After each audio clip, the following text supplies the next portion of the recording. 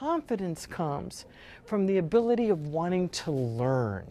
Now, there comes a time when that perfectionist piece, and some of you in the audience know what I'm talking about, that perfectionist piece gets in the way.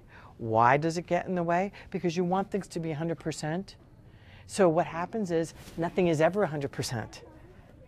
So nothing gets done. You don't get out there. You don't market yourself. You don't put yourself out there.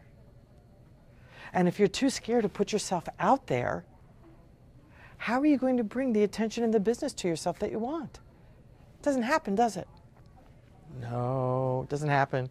So, self-control. Oh, this is a good one. This is a good one. Self-control.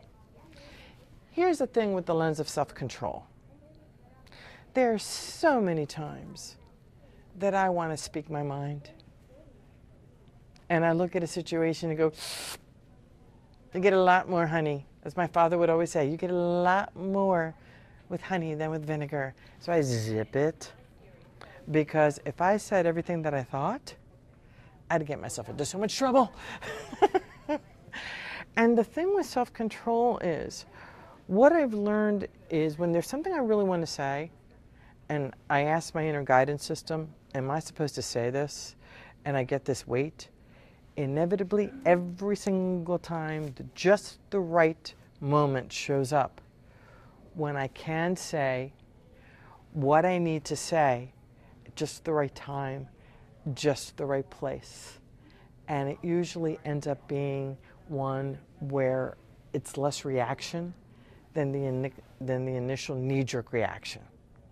And it just happened recently when I was interacting with somebody on Facebook who was having a challenging time. Well, this person had written very sarcastically something on a post that I had put up. And I was like, oh, really? But something told me, keep your mouth shut. Sure enough, she ended up in an interesting situation, and I was able to write back in a loving way, I'm going to give you the same advice that you gave me that was so wonderful. Do this.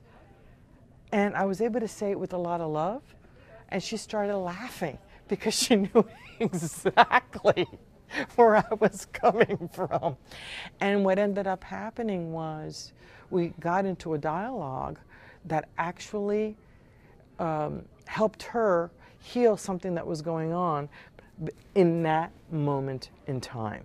So because I followed my intuition, I was able to help her, and I helped myself because of self-control. Lastly, self-love. Excuse me. The more you love yourself, and this is not from a selfish, egotistical place. This is about loving yourself from a place of who you are. It's about loving your body. It's about loving your hair. It's about loving the way you talk. It's about loving you, every single part of yourself.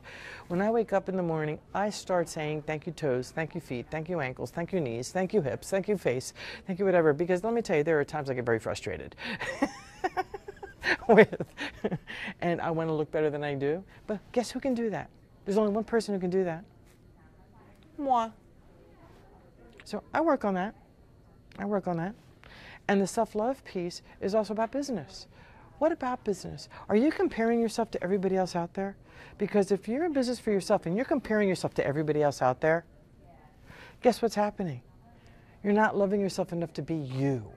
Be your authentic self when you get out there. This is a challenge for me when it comes to business. I'll tell you. I see colleagues of mine doing this and doing that, and I'm thinking, wow, why aren't I doing that? Why aren't I doing this? And I went, why aren't I?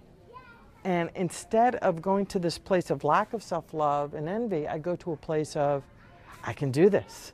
I can do this, and I'm going to do it my way, using Frank Sinatra's words, my way. Okay?